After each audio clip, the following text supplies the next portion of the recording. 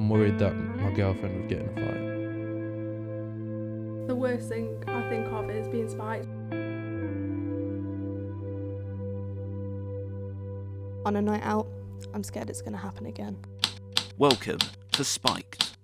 Hello and welcome in. My name's Bailey Plasko and this is Spiked, a one-off documentary tackling the issues of spiking. You've already heard people's experiences and thoughts before even heading on a night out. But to understand these, we must first answer the question of what is spiking? As quoted by the NHS, spiking is where alcohol or drugs are added to someone's drink without them even knowing.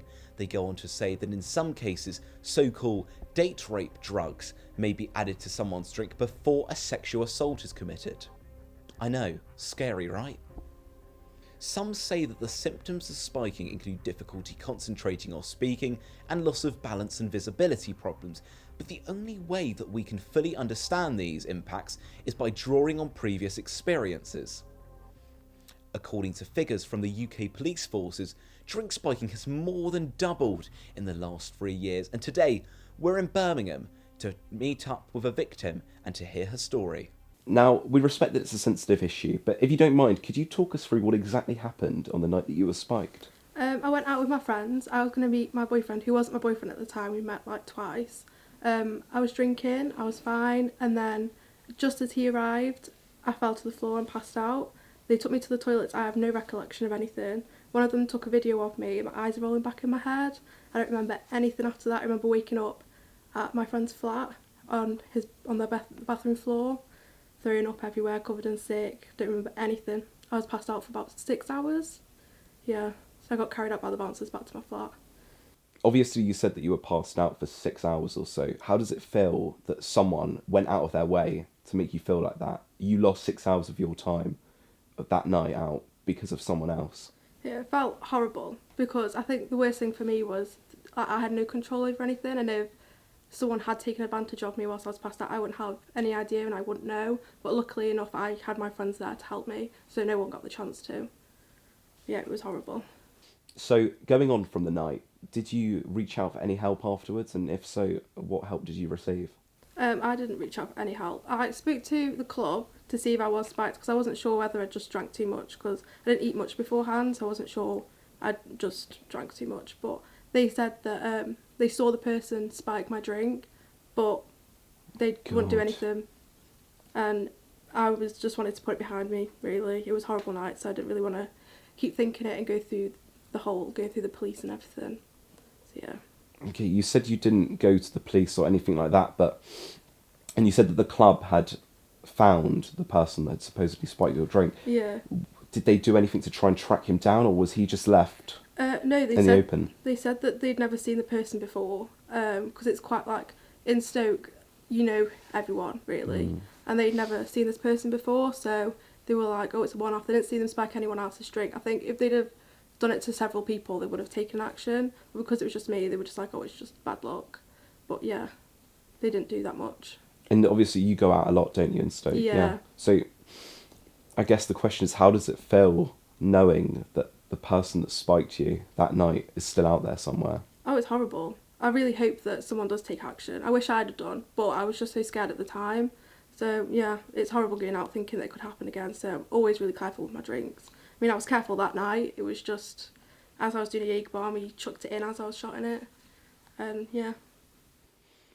So, obviously you've been spiked, you've seen the effects, you've seen the impacts, and you made the decision at the time not to take any action. Yeah. To anyone else that's potentially going to be spiked, what advice do you offer to them? Always cover your drink. And my mistake was closing my eyes as I went to go shut my glass, and I was on my own at the bar, so no one actually saw this person spike my drink, and I think if my friends had seen it. So yeah, always keep your friends nearby in case you do close your eyes, because it was as simple as that. I literally just blinked and then that was it. But the question I've got for you is, do you think that anyone could get spiked? Definitely female, male, any age, any race, it doesn't matter. If someone's going to go out their way and spike you, they're going to spike you. Anyone can get spiked. As discussed earlier, drink spiking can result in sexual assault, an act that is carried out without the victim's consent. For the year ending March 2018, the police recorded 150,732 sexual offences and sexual assault cases in England and Wales. With these actions being stereotypically associated with females, it's time to meet up with a male and to see whether they're also targeted for spiking and such abuse. Alright Dom, so we respect that it's a sensitive issue, but if you don't mind, could you take us through what exactly happened on the night that you were spiked? Which time? It happened twice. We'll go with the first occurrence, then we can move on to the second. Right, so the first one, it was first year freshers. I think it was the BCU Zoo Party event. It was at the Institute.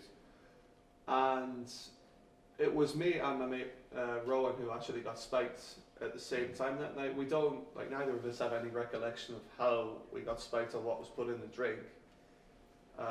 The only suspicion I can have is it might have been from a Jaeger bomb I had that I might have left on the counter for a split second. Okay. And do you recall, do you know exactly what happened on the second time as well, or was it just a similar kind of story? Well, incidentally, the second time was exactly 1 year on from the first time. It was the same event, just a slightly different venue, which thankfully now is closed down. I managed to sort of retrace my steps in the coming days, but this time was even worse.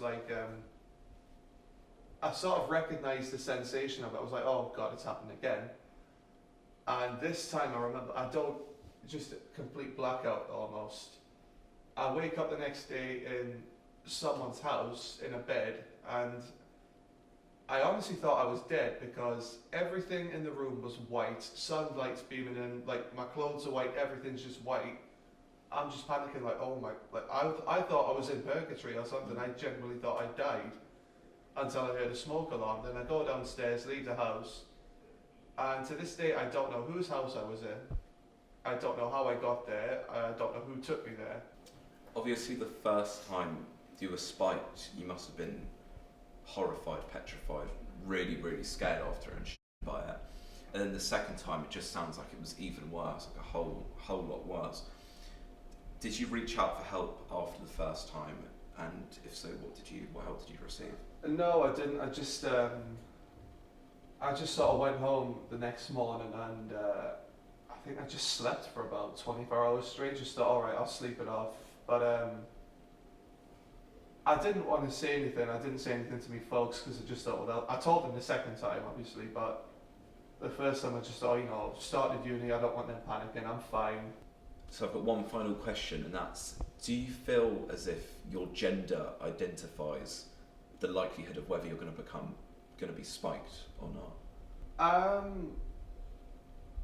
I don't think me being a male increases the likelihood of me getting spiked, but I certainly do think there's a bit of a gender bias regarding the treatment of it and the aftermath, because obviously I don't want it to happen to anyone. I think it's equally as bad, but the general response, say if it happened to a girl, it's, oh my God, how could someone do that? This is so wrong, you could have killed her, this and that.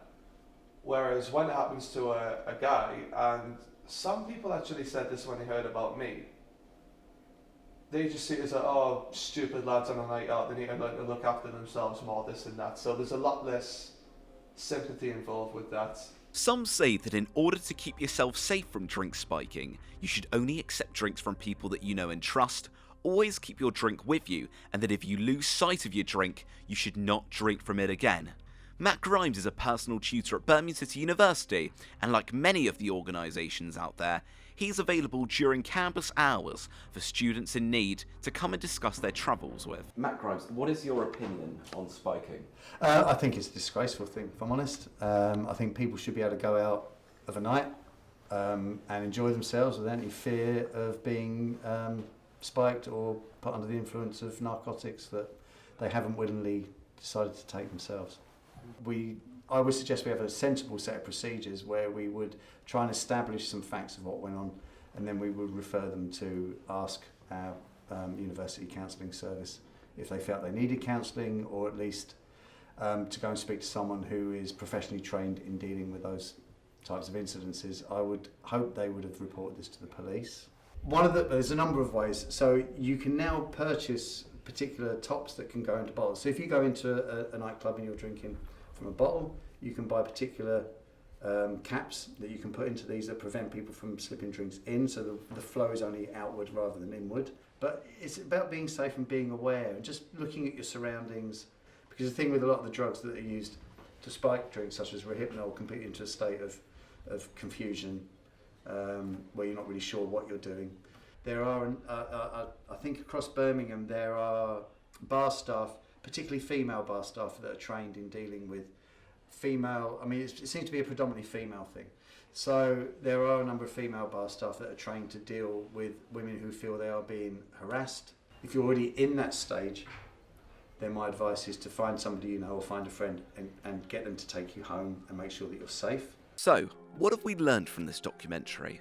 Well, as picked up on by our contributors, most cases of spiking arise when the targeted individual takes their eyes off their drinks, this being commonly associated with shot-type drinks.